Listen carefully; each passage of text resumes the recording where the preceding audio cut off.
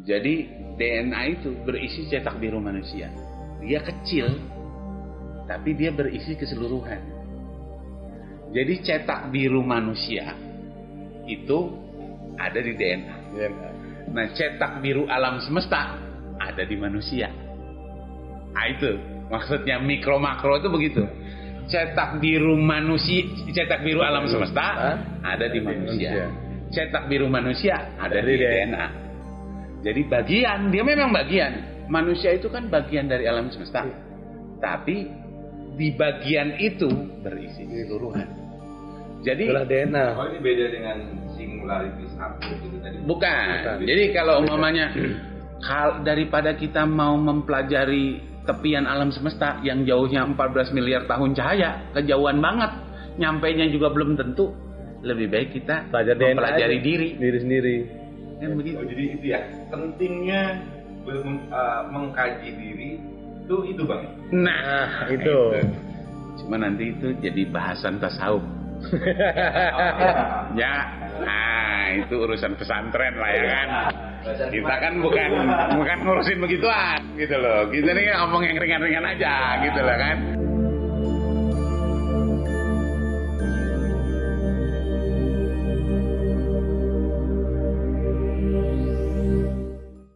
Halo semuanya, apa kabar? Sehat? Alhamdulillah. Sehat ya. Kita ketemu lagi di Intersol. Kali ini kita mau ngobrol dengan Bang Faisal terkait banyak hal mungkin ya. Beliau juga baru sampai dari Papua dan kami juga baru sampai dari Lampung. Bang, apa kabar Bang? Alhamdulillah baik. Gimana Logi? Alhamdulillah sehat. Iya. Yang penting kita sehat dulu semua lah Bang. Ya, alhamdulillah. Gimana Papua Bang? Ya begitulah. Kalau kata orang Papua itu seperti malaria. Gitu ya. Kadang panas, kadang hangat, kadang dingin kan seperti itu. Iya. Jadi ya memang ya begitu situasi Papua. Belum lagi tambah Covid kemarin ya Bang. Ya apalagi itu ya. Ya situasi di sana itu sekarang ini lagi agak hangat-hangat. Agak hangat-hangat ya mungkin bukan hangat kuku tapi di sana tuh Bang. Hangatnya agak menyengat. Nah, karena ya mungkin teman-teman baca berita apa segala macam gitu kan ya situasi memang agak menghangat sedikit, tapi sedikit aja. Nah, itu ada kaitannya mau kita obrolin ini Bang. Apalagi dengan kita baru selesai Covid kemarin. Keterkaitannya dengan Papua itu kan dan Covid ini bagaimana pola pikir di sana sama pola pikir di Covid kemarin. Contoh pola Covid ini kemarin ada penolakan di beberapa daerah. Yo di Papua lebih. Iya kan? Penolakan tinggi banget kan. Baik itu penolakan vaksinnya, ada lagi penolakan pemakaman jenazahnya. Ya, dan kadang-kadang juga ini justru Covid-nya sendiri ditolak. Dia bilang nggak ada kan gitu. Itu sebenarnya apa sih Bang itu yang terjadi? Apa itu memang mereka mendapatkan informasi lalu diterima mentah-mentah, lalu ada juga yang mungkin dipikirkan secara matang-matang. Itu sebenarnya yang terjadi apa sih Bang dengan munculnya? Ya, pertama kalau kita ada dua hal ya mungkin kita bicarakan. Pertama kalau dalam konteks COVID-nya itu sendiri, ya kita juga hanya sementara ini kan kita selalu melihat itu dari kacamata kita. Tidak melihat itu juga dalam konteks bahwa penyakit ini adalah bagian alam mempurifikasi. Bagian alam untuk mempurifikasi. Nah, purifikasi itu kan melakukan pembersihan diri. Bayangkan pada saat COVID itu hampir semua aktivitas berhenti. Semuanya work from home kan seperti itu. Yang biasa orang naik motor, naik mobil, apa segala macam itu semuanya berhenti total. Sehingga Jakarta aja yang biasanya langitnya itu abu-abu jadi biru. Nah, kan seperti itu sebetulnya alam memang sedang mempurifikasi, melakukan pembersihan diri. Ada di beberapa daerah kota yang nggak pernah kabut turun, muncul pagi, itu kabut pun ada Bang. Saking segitunya. Jadi alam ini berusaha melakukan recovery. Terhadap situasi, kondisi yang ada itu dilakukan recovery dengan purifikasi itu. Melakukan pembersihan diri. Ya mudah-mudahan setelah recovery alam, ya kita juga manusianya melakukan recovery seperti itu. Nah, permasalahannya merecovery manusia. Nah, ini kita masuk yang keduanya nih. Apa itu? Melakukan merecovery manusia itu nggak bisa semata-mata langsung ke perilaku, ke tingkah laku, ke aksi, itu nggak bisa. Apa dulu itu? Nah, itu harus dari pola pikir. Oh, nah itu konkretnya gimana Bang? Kalau dia bicara pola pikir berarti kan ada landasan-landasan yang mungkin Abang punya penjelasannya. Ya, jadi pola pikir itu sebetulnya yang namanya pola. Iya. Jadi ada hal-hal yang berulang. Iya. Nah, jadi orang itu punya setiap orang punya pola pikir. Tapi pada umumnya pola pikir itu terbagi kepada beberapa pola lah, istilahnya seperti itu. Nah, dunia kita sekarang itu kecenderungan pola pikirnya itu di-trigger oleh pola pendidikan yang memang stimulusnya itu adalah pola pendidikan barat. Pola pendidikan barat itu menempatkan goal hidup itu pada tujuan hidup ya. Tujuan hidup itu pada kesuksesan materi ya. Kesuksesannya itu, tujuan hidupnya itu diukur dari materinya. Padahal sebenarnya yaitu paradigma berpikir barat ini modelnya seperti itu. Jadi pertanyaannya itu kalau ketemu pasti nanya pekerjaan kamu apa. Nah, selanjutnya setelah nanya pekerjaan, kamu sudah punya apa nih? Kan seperti itu. Apa yang kamu miliki? Rumah di mana? Kan seperti itu. Kerjaanmu apa? Kan seperti itu.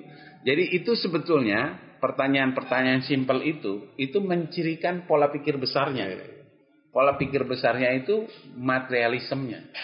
Sabar Bang, gue mau ngingetin teman-teman. Jadi para jomblo yang belum mapan ya, pede aja. Lanjut Bang. Iya, jadi pola pikir yang sifatnya materialisme itu, materi itu sesungguhnya kalau kita bicara filsafatnya lah ya seperti itu diawali dari konsep berpikir yang diajarkan oleh Aristoteles. Jadi Aristoteles itu memandang bahwa setiap sesuatu itu terdiri dari satu sistem. Nah, tiap sistem itu terdiri dari subsistem. Subsistem itu terdiri dari subsistem yang lebih kecil lagi. Jadi ada bangunan besar terdiri dari bangunan yang lebih kecil.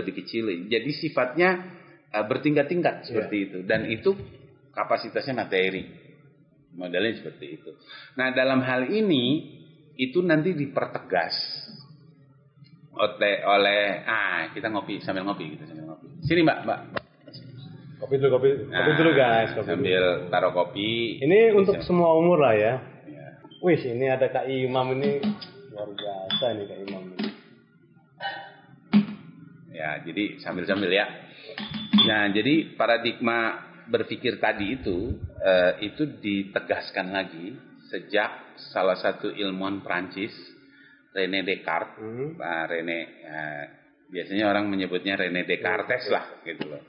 Tapi kalau dosen-dosen saya sih ngomongnya René Descartes. Berhubung saya nggak jago bahasa Prancis, yang ngikutin dosen aja lah. Jadi René Descartes itu dia meletakkan dasar-dasar metodologi berpikir ilmiah yang didasarkan oleh cara berpikir Aristoteles tadi itu. Jadi kebenaran itu diukur dari kebenaran lahiriah, kebenaran panca indera.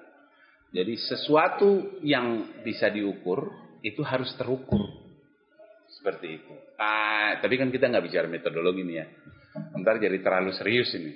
Tapi kita bicara dalam ini kopinya pahit apa? Harus pahit ini. Kalau kopi Mang Faisal yang beda bilang. Hidup udah pahit, bahaya.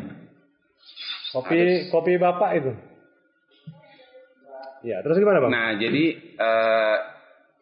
kita nggak bicara metodologinya, tapi secara konseptual itu bahwa cara berpikir begitu itu menggiring akhirnya manusia, menggiring pendidikan segala macam sendi-sendi kehidupan kita itu pada goal yang sifatnya materi. Karena ukurannya semuanya dilihat dari sesuatu yang terlihat, terdengar, terasa, seperti itu.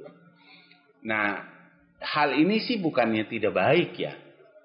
Karena kemajuan zaman, sains, teknologi sekarang ini, capaian-capaian yang ada dicapai di zaman modern ini, sebetulnya itu merupakan capaian dari pemahaman-pemahaman itu tadi. Akan tetapi, pemahaman-pemahaman itu tadi sedikit demi sedikit, itu justru menggerus esensi kita sebagai seorang manusia. Jadi apa sih esensi manusia? Ternyata kan kita ini hidup itu bukan cuma punya tubuh fisik, tapi juga ada tubuh mental, ada rohani. Jadi kalau bahasanya itu konteksnya itu kita ada fisiologis, ada afektifnya, tapi ada juga kognitifnya. Nah itu esensi manusia, gitu loh.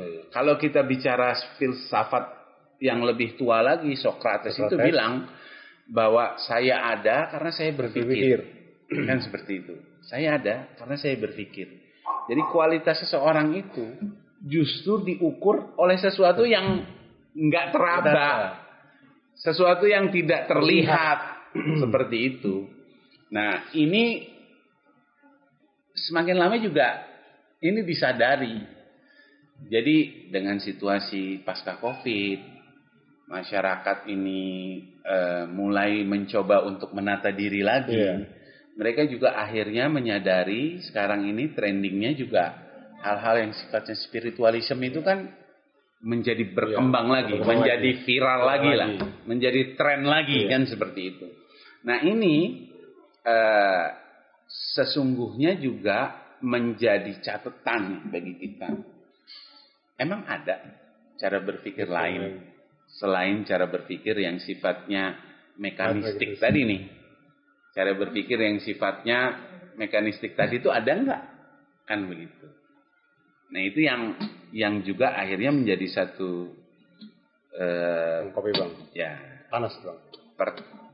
Pernyataan kan seperti itu. Nah kalau kita mau telaah,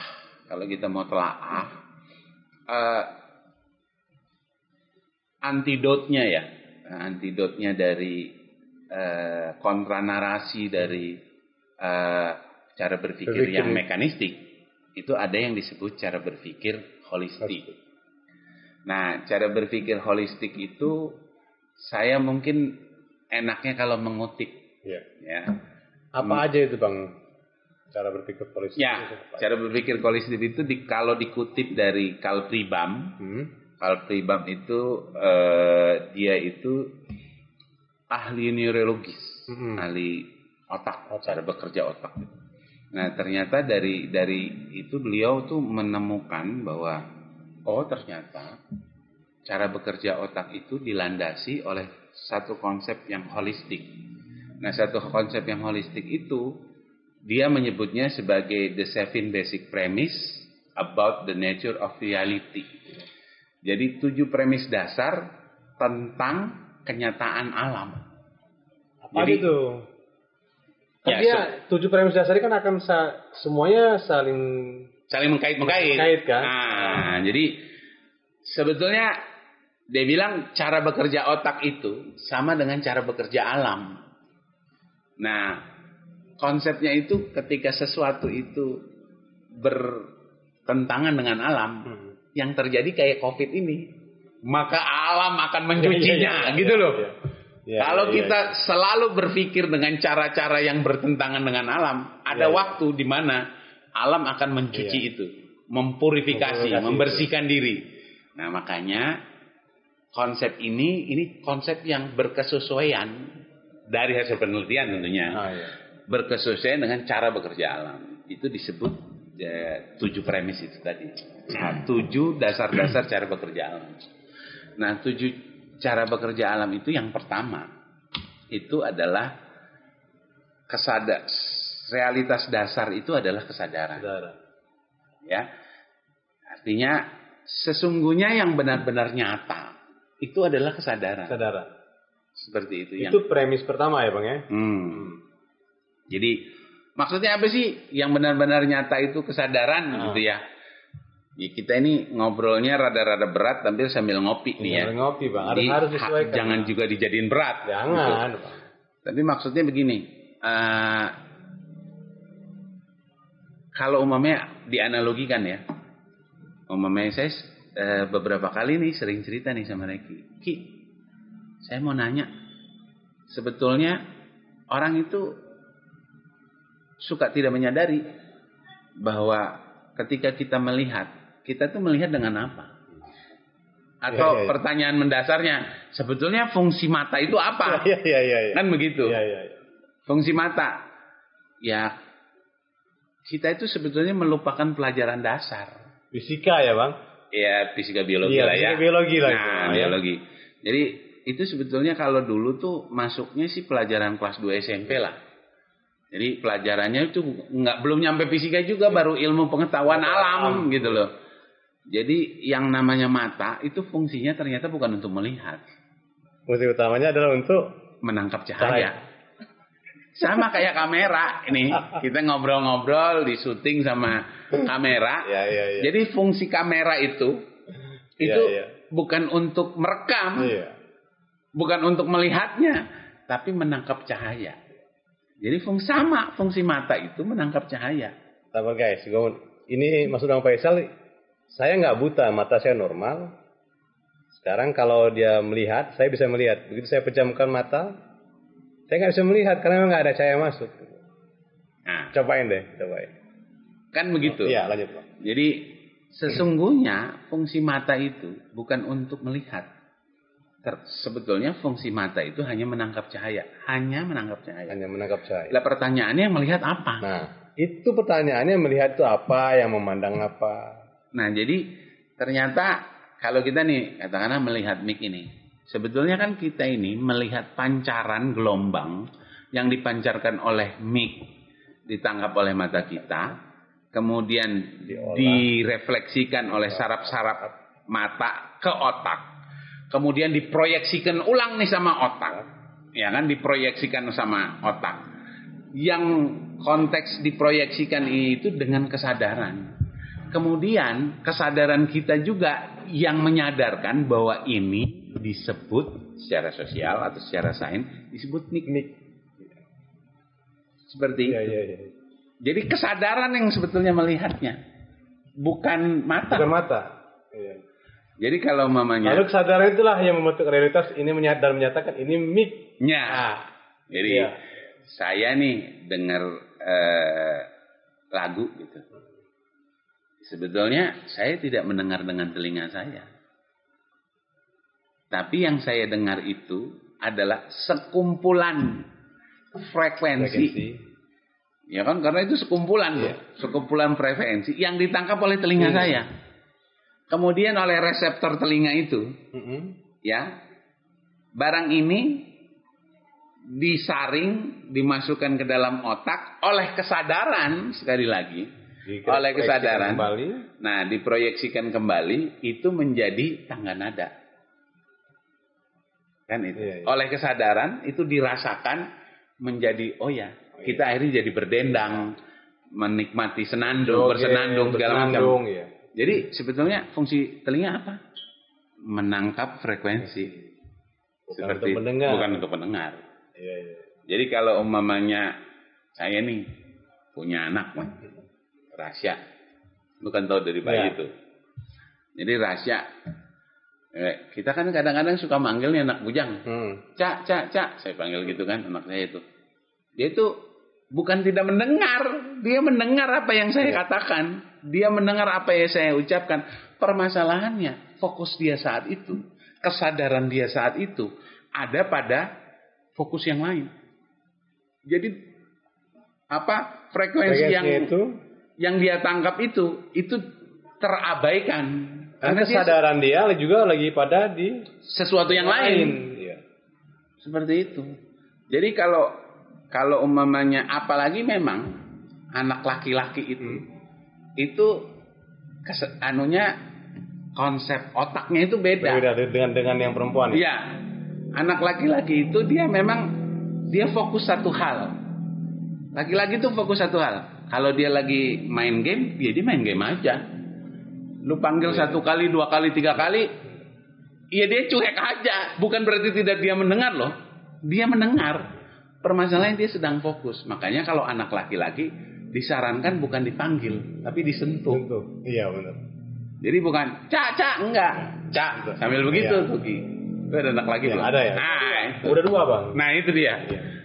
Memang benar bang di rumah itu. Iya begitu. Seperti itu emang. Jadi kalau anak Campur laki sentuh, campur towel. Campur towel. Lu ngomong au. Jadi cuek. Jadi bukan masalah cuek, sebetulnya dia sedang fokus. Fokus bener bang. Karena kesadarannya dia ada pada titik tertentu. Dia sedang fokus. Itulah yang terkait salah satunya kesadaran, realitas itu dibentuk oleh kesadaran tadi bang ya. Iya, jadi sesungguhnya yang menjadi realita, yang menjadi yang aslinya, yang menjadi real itu bukan pada pendengarannya, bukan, tapi pada kesadarannya. Jadi yang utama itu ternyata kesadaran. Seperti itu. Lalu yang selanjutnya bang apa? Kan tadi ada 7 premis dasar. Yang kedua apa tuh? Nah, yang kedua itu segala sesuatu itu terhubung dengan sesuatu yang lain. Nah, apalagi tuh? Nah, jadi kayak gini. Kalau kita ngelihat matahari, matahari itu kan bintang ya. Iya, salah satu bintang dari bermiliar-miliar triliunan bintang yang ada di langit. Nah, hanya dia ini bintang yang paling dekat dengan bumi. Nah, kalau kita ngelihat matahari, itu kan ada 2. Pertama ada light, ada cahaya. Yang kedua ada heat, rasa panas. Nah, jarak antara matahari yang kurang lebih sekitar 90 juta kilometer ya jauhnya itu kalau jadi kalau matahari itu cahaya matahari itu merambat sampai ke bumi itu kurang lebih 8 menit untuk sampai ke bumi. Kalau sampai ke bumi. Jadi yang kita lihat sebenarnya masa lalu ya. Masa lalu yang kita lihat matahari itu sebetulnya 8 menit yang lalu. Ya nggak begitu terasa kalau cuma 8 menit. Ada bintang terdekat namanya Alpha Centauri, 4,5 tahun cahaya. Jadi kalau kita ngelihat Alpha Centauri sebetulnya kita sedang menatap masa lalu. Menatap masa lalu 4,5 tahun yang lalu. Jadi sebenarnya posisi masa lalu ini di mana bang? Nah jadi kaitannya begini dulu. Jadi kaitannya begitu. Yang tadi saya bilang segala sesuatu itu terhubung dengan segala sesuatu lainnya. Memang kalau kita lihat itu urusannya itu masa lalu. Ya. Tapi keterhubungannya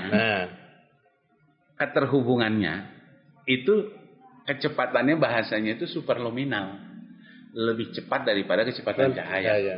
Jadi keterhubungannya saat itu juga melebihi kecepatan cahaya. Ya, kok bisa begitu? Begini, karena secara kalau ini dalam bukunya Profesor Pariana Sudaryoteja, itu dalam bukunya Manusia dan Atomnya dia bilang kecepatan berpikir manusia itu 30 juta triliun kilometer per detik. Nolnya berapa coba? 30 juta triliun kilometer per detik. 19 nolnya. Jadi alam semesta ini yang luasnya aja agak susah kita bayangkan. Itu kalau diputerin dengan kecepatan 30 juta triliun kilometer per detik itu cuma 3,5 menit. Jadi kalau cuma 4,5 tahun cahaya kagak ada rasanya. Alam semesta dikelilingin itu cuma 3,5 menit. 3,5 menit. Jadi dengan kualitas kapasitas berpikir kita kagak ada yang jauh. Itu tadi maka bahasanya segala sesuatu itu terhubung. Kalau kita bicara fisika malah lebih mantap lagi.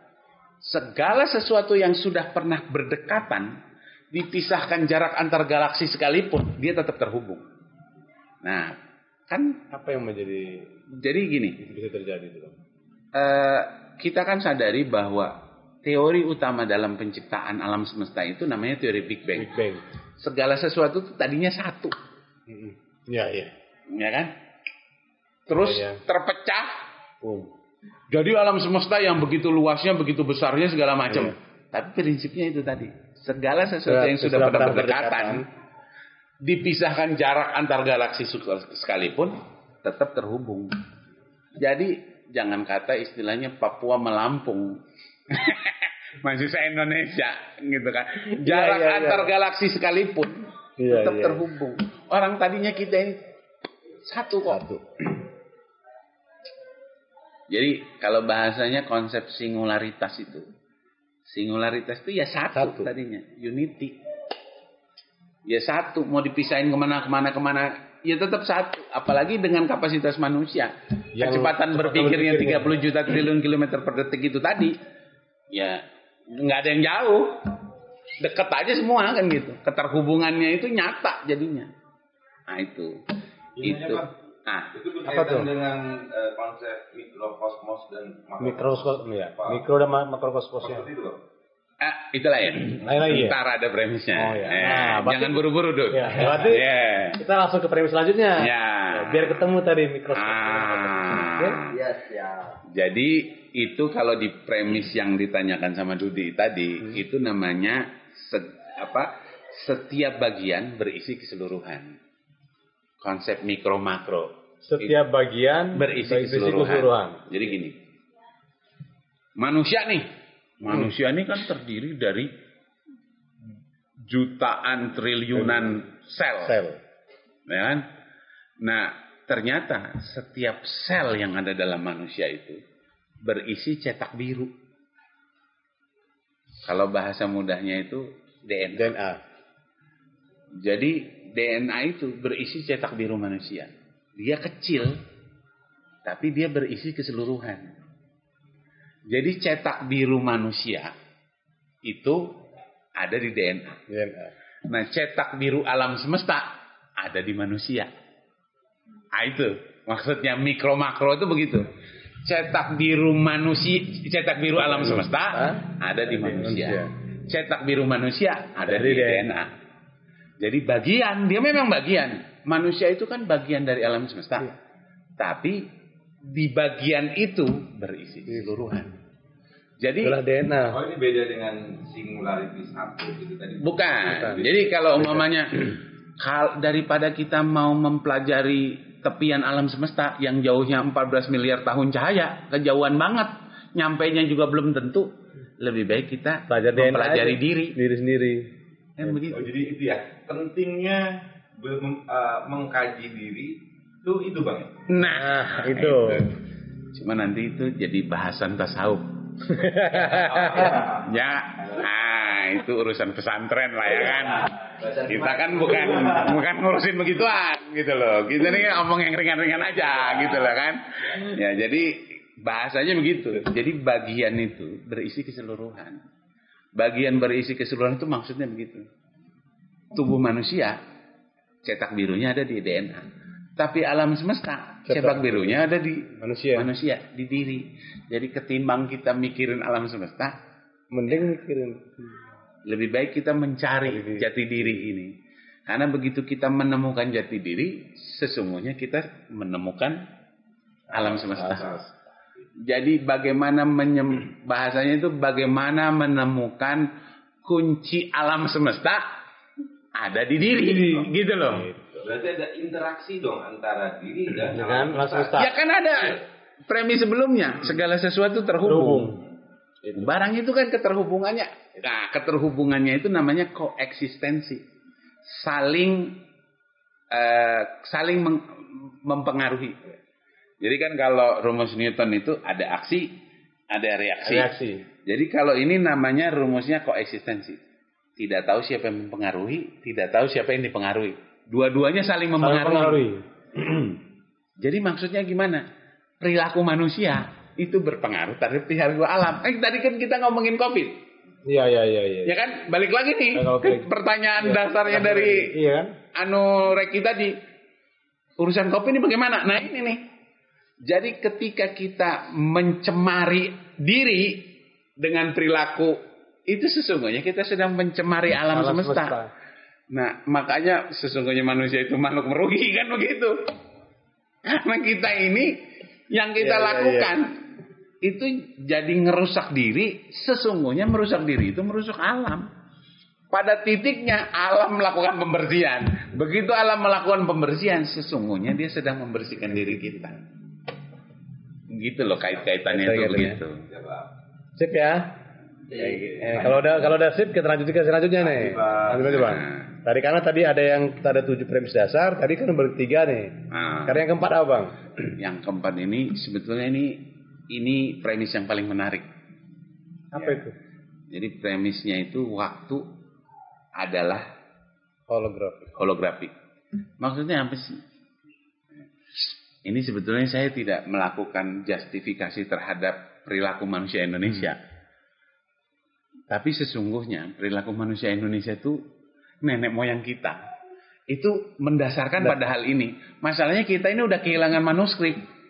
Yang terjadi cuma tingkah lakunya apa? Tingkah lakunya aja. Maksudnya apa tuh? Kan kita tahu nih orang Indonesia kebiasaannya dalam waktu apa? Lelet. Jam karet kan? Nah, kok bisa dibilang jam karet? Ini nih saya mau jelasin. Waktu itu juga holografik. Jadi pertanyaannya itu sesungguhnya waktu itu ada apa enggak? Nah, kan itu. Sesungguhnya itu waktu ada apa enggak? Kan itu tadi. Sekarang yang membuat waktu itu terdiri dari 1 detik, ya kan 60 detik itu 1 menit, 60 menit itu 1 jam, 24 jam itu 1 hari, ya kan 7 hari itu 1 minggu, ya kan 4 minggu itu 1 bulan, 12 bulan itu 1 tahun. Itu apa sih? Siapa sih? Mengapa sih? Kan itu. Pertanyaan selanjutnya, emang benar ada waktu itu? ada nggak itu pertanyaan. Adanya yang malam.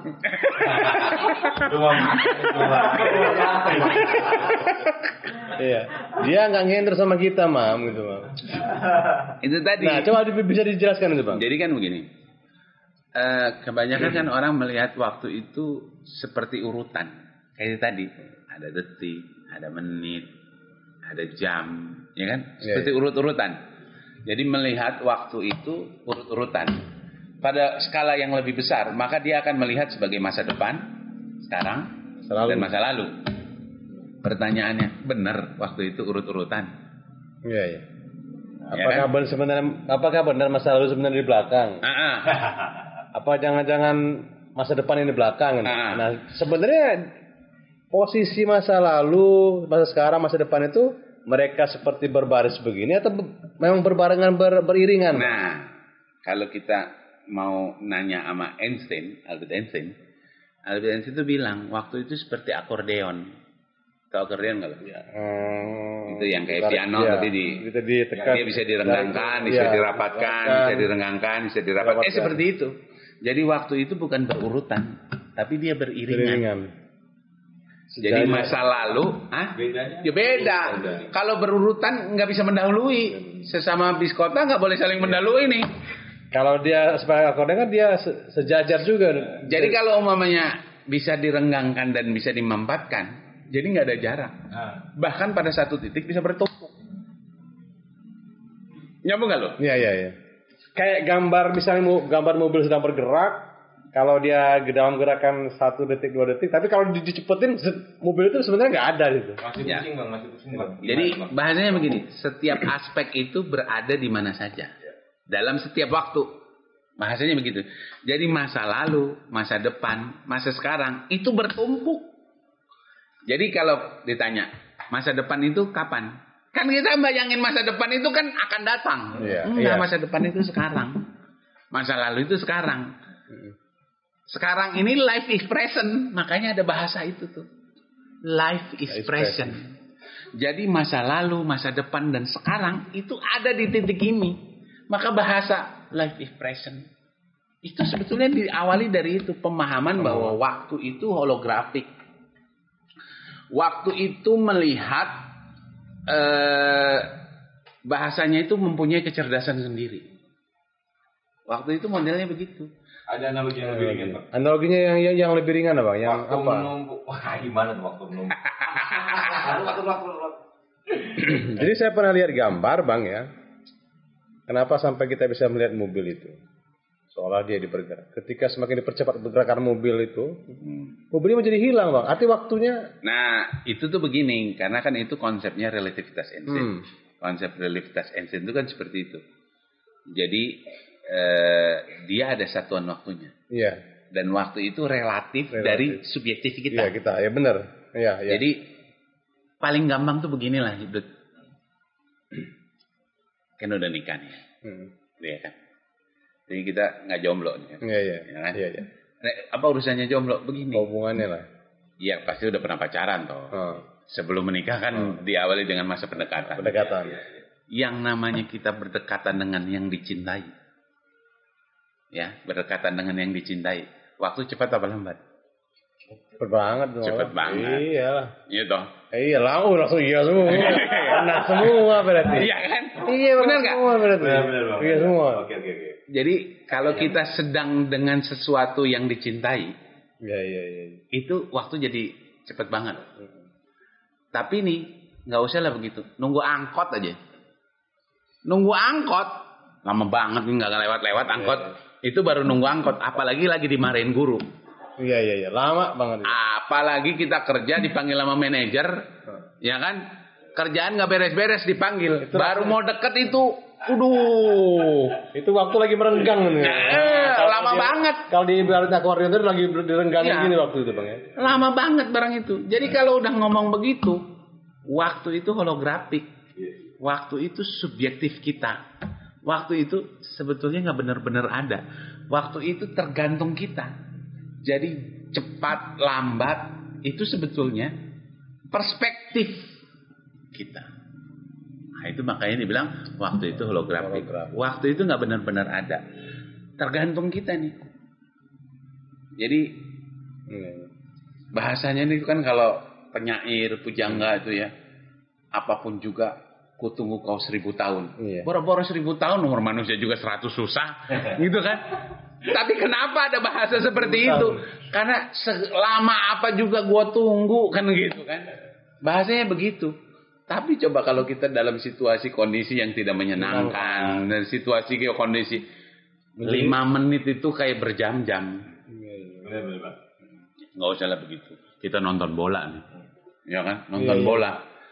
Kita nih posisi lagi menang. Ya, waktu 2 menit lagi nih lama bener ini wasit tiup peluit ini. Ya kan? Ini lama bener nih wasit tiup peluit. Ya kan? Itu kalau kita lagi menang. Ya kan? Coba kalau kita lagi kalah. Wih, cepet bener ini waktu. Ya, aduh, 2 menit lagi nih bahaya nih. Cepet bener waktu kan begitu. Jadi perspektif. Perspektif dia, Bang ya. Jadi kalau ditanya berkaitan dengan kesadaran itu betul. Itu lagi. Kan premis awal. Oke. Oh, yang dimaksud dia berkaitan, berkesinambungan itu antara premis 1, 2 dan selanjutnya ketujuhnya itu saling berkaitan. Saling berkaitan. Ya. Oke. Ya, ngerti nggak ngerti dikumpulin lah ya pokoknya. Pokoknya gitulah. Ya, kalau nggak ngerti ya nanti kita ada sesi tanya jawab lah. Terus yang kelima nih, premis yang kelima. Nah, tadi kan yang keempat tuh. Kalau ini mah gampang aja. Individualisasi dan energi adalah dasar alam semesta. Jadi maksudnya individualisasi itu apa? Perbedaan. Alam semesta ini tercipta karena beda. Ya, coba kalau yang turun pertama itu Adam dan Adam. Atau Hawa dan Hawa gitu. Enggak akan ada segala macamnya. Karena ada Adam dan Hawa. Pantesan bukan malaikat penghuni bumi. Iya, kan begitu. Karena ada 2 yang berbeda. Ada Adam, ada Hawa. Coba kalau Adam sama Adam, nggak ada apa-apa. Malah hilang barang itu. Iya. Iya kan? Jadi karena ada individualisasi, ada perbedaan, ada energi. Energinya apa? Ya bisa dianukan kan. Dalam konteks hubungan 2 orang manusia, energi itu menjadi nafsu. Ya kan? Dalam konteks yang lain dia menjadi berubah bentuk.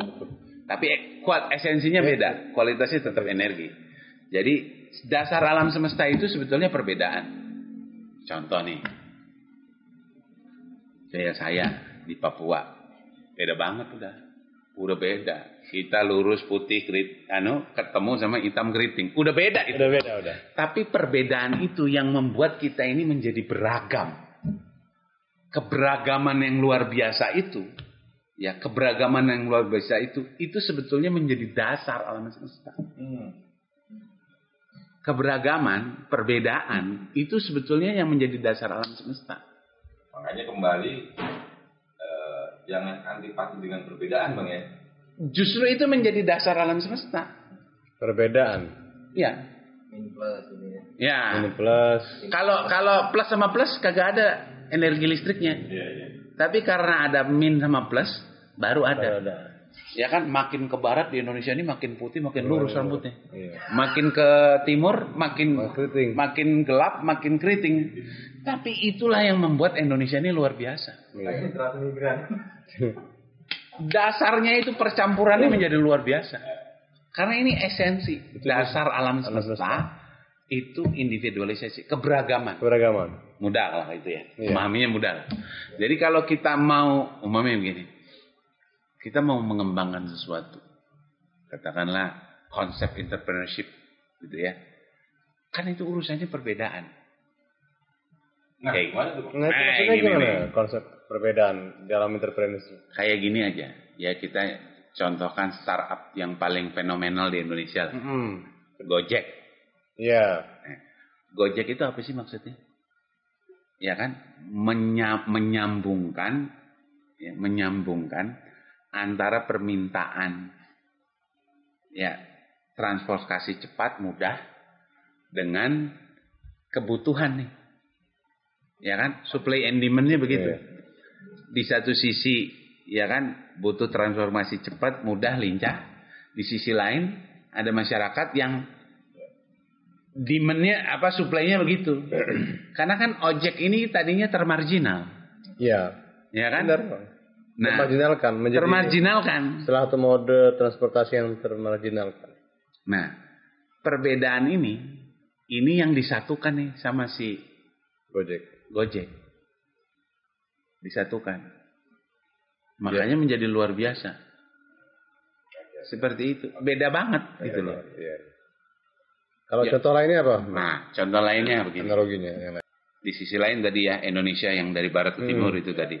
Nah, yang kalau katakanlah kalau umpamanya bicara yang lain itu. Enggak Bang, kalau contohnya itu jadi ingat kalau dia individual itu ada yang berbeda, ya anak kembar itu rahim aja sebenarnya beda. Nah, tapi yang paling utama itu sebetulnya itu tadi, uniknya.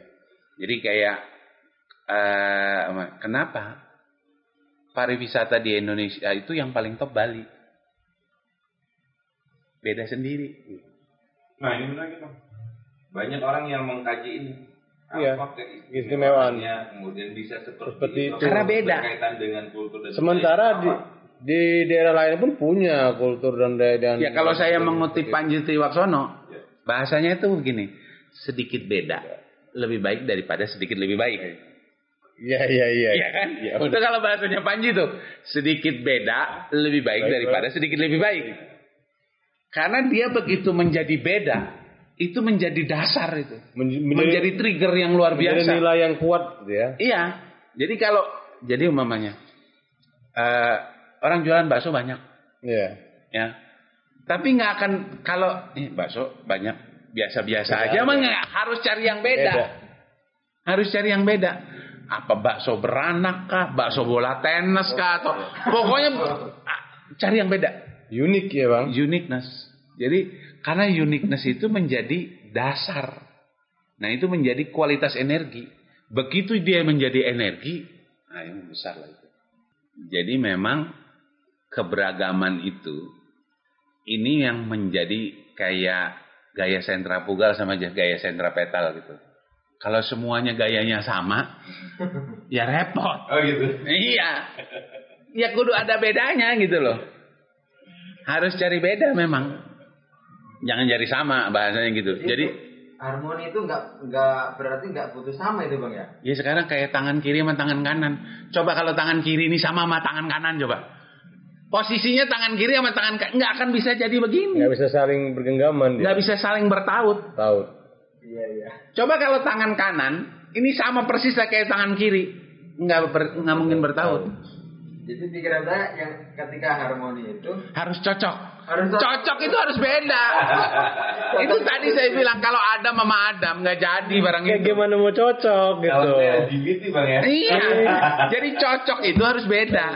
Jadi bukan cocok itu harus sama. Itu mindset yang salah. Aduh. Saya ini kenapa kamu menikah ini? Dia punya kesamaan yang luar biasa. Bentar lagi putus tuh. Itu kurang pas. Alibi seperti itu kurang pas gitu. Nah, selanjutnya apa, Bang? Nyambung ya. Nyambung. Nah, Ini udah kalau sudah mulai ketawa tadi nyambung. Nah. Ngopi dulu nih. Ini yang keenam. Yang keenam itu keseluruhan selalu lebih besar daripada penjumlahan bagi-bagian. Kalau ini mah gampang. Kayak Keseluruhan gini aja. selalu lebih besar dari penjumlahan bagian-bagian. Ya. Itu coba dijelaskan, Bang. Itu kayaknya kalau dari kalimat kayaknya kok saling kontradiksi. Nah, gini. Berlian. Berlian itu 1 krat. 1 krat. 1 krat itu katakanlah harganya antara 30 sampai 40 juta. Tapi kalau berlian dengan berat 2 krat, itu harganya enggak 80 juta. Harganya bisa 150-an juta. Bukan 2 kali lipatnya. Bukan 2 kali Ya. lipatnya. Jadi kalau ada 2 berlian dengan berat 1 krat, yang satu harganya 30, yang satu harganya 30. Tapi kalau ada berlian 2 krat, itu harganya bukan 60 juta, bisa 100 juta. Kok bisa itu? Itu tadi.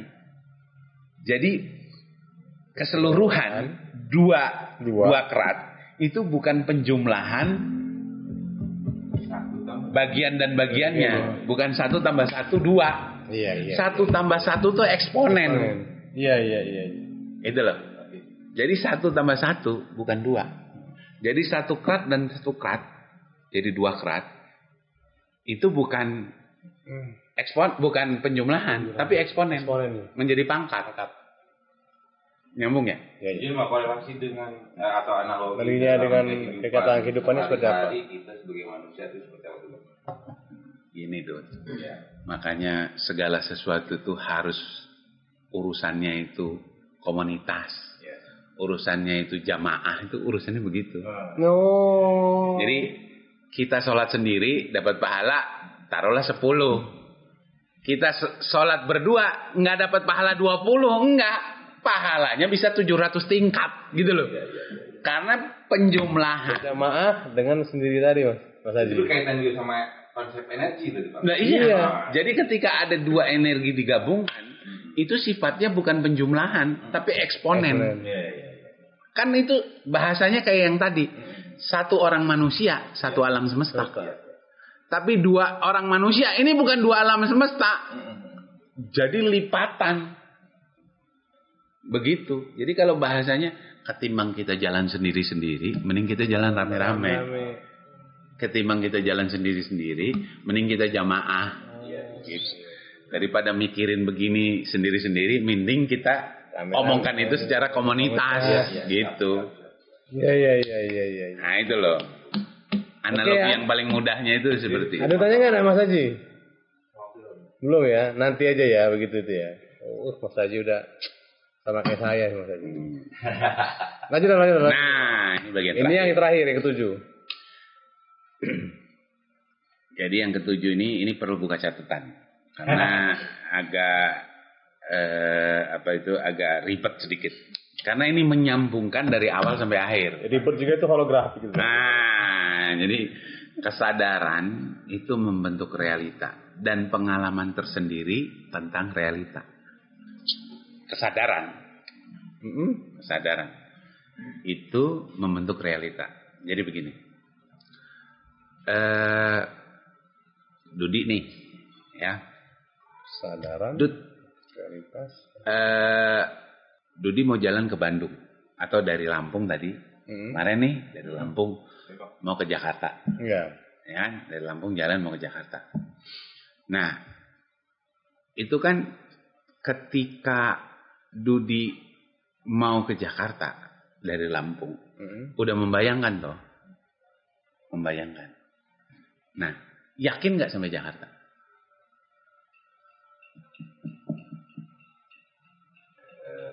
Belum yakin Bang, karena belum nyampe. Nah itu tadi, ini yang mau saya bilang. Kesadaran itu membentuk realita. Kalau kita meyakini sampai, itu sampai. Tapi kalau kita ngomong, ini ban aman nggak? Okay. Itu ntar biasanya ban pecah loh. Iya. Suka nggak dapat pengalaman begitu tuh? Iya. Sering itu Bang. Ya. Begitu kita mikirin, ini ban aman-aman nggak? Itu malah ban pecah. Tapi kalau kita yakin semua aman-aman, clear semua. Kita sampai di Jakarta insya Allah akan dalam situasi yang aman. Sampai tuh. Kesadaran membentuk realita. Jadi kesadaran itu membentuk realita. Kan jadi sesungguhnya kayak tadi nih, masa depan nih. Itu kan dibentuk. Masa depan itu kan belum tentu jadi. Tapi ini akan menjadi kalau kita punya kesadaran bahwa ini akan jadi. Gitu loh. Dan pengalaman tersendiri tentang realita. Jadi bahasanya itu begini. You are is what you think is what you get. Kamu adalah apa yang kamu pikirkan. Dan apa yang kamu pikirkan itu yang kamu dapatkan. Bahasanya kamu adalah apa yang kamu sadari. Dan apa yang kamu sadari itu yang akan terjadi. Ini udah campur muatan keyakinan. Iya, makanya saya bilang ini premis 1, premis 2 digabung jadi satu, ceritanya begitu. Urusan waktu, masa depan dan lain sebagainya. Ini bahwa kesadaran itu membentuk realita. Jadi kalau kita meyakini sesuatu itu jadi, maka jadilah itu. You are is what you think. Kamu adalah apa yang kamu pikirkan. Dan apa yang kamu pikirkan itu yang akan terjadi. Wah. Berarti luar biasa. Contoh untuk para jomblower ini Bang. Contoh untuk para jomblower itu apa bisa itu Bang? Ya jadi begini, permasalahannya itu Imam merasa jomblo apa enggak? Itu dulu yang jadi masalah. Kalau Imam sesungguhnya menyadari kesadaran, menyadari bahwa sebetulnya jodohnya Imam akan ada di depan mata, itu yang akan terjadi. Masalahnya kan berpikir, aduh saya ini begini, begitu. Akhirnya ya nggak dapet. Ya kan kalau sudah begitu urusannya apa? Kan urusannya cuma kesadaran doang. Ya ngapain kita minta yang tanggung-tanggung? Itu cakep kaya.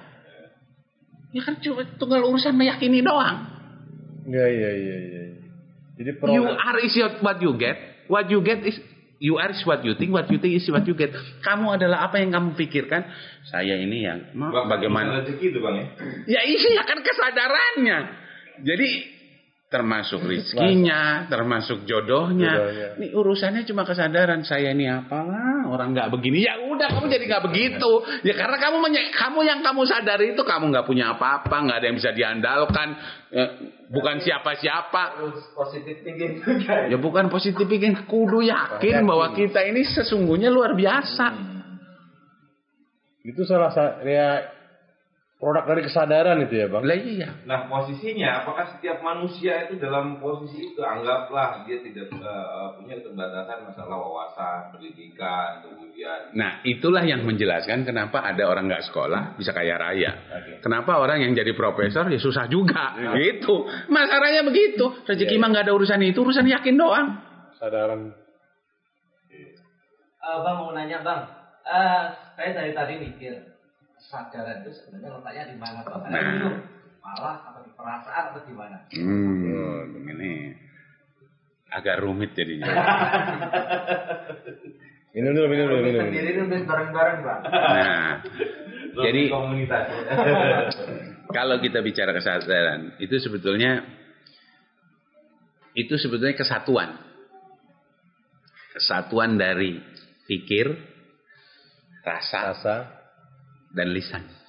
Karena barang itu harus declare, barang itu harus dirasakan, barang itu harus difikirkan, dan barang itu harus dilafazkan. Jadi kalau umpamanya, kamu yakin nggak? Ya nggak gitu. Barang itu harus dirasakan, harus difikirkan, dan harus saya yakin.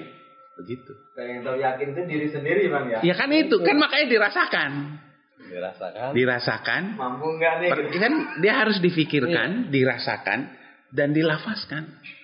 Jadi kesatuan antara motorik, afektif, dan kognitif. Oke Bang, biar nggak nanggung Bang. Kalau itu kan konsepnya seperti itu ya. Iya, itu konsepnya. Kesadaran itu seperti itu. Nah, bagaimana cara mengolahnya kemudian meningkatkan kualitasnya tuh Bang? Saya pengen jelasin. Siap. Tapi kayaknya waktunya kan udah dibatasi nih sama pengarah acara. Kayaknya harus episode berikutnya kalau masalah mengolahnya. Kan kita mau bicara awal dulu nih.